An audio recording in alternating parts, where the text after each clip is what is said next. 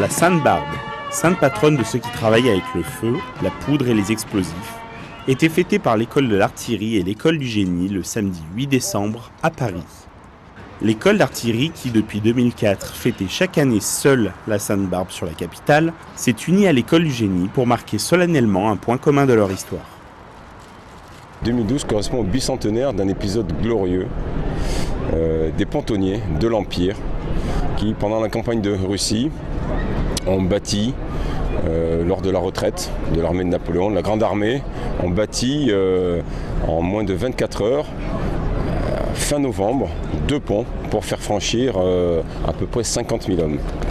Et cette année, j'ai trouvé intéressant que nous fêtions conjointement cette Sainte Barbe avec nos camarades artilleurs, car les pontonniers à l'époque étaient des artilleurs.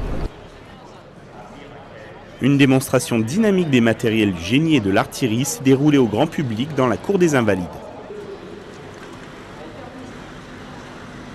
Au-delà d'une histoire commune, l'artillerie et le génie restent liés même de nos jours.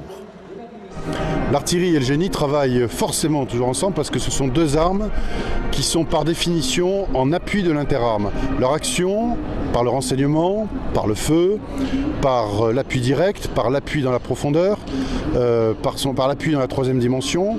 Les 2 armes ont donc une vocation à travailler au cœur de la mêlée, au cœur des armes de contact, pour acquérir les objectifs, les traiter, et donc travaillent au coude à coude avec les fantassins et les cavaliers qu'elles appuient.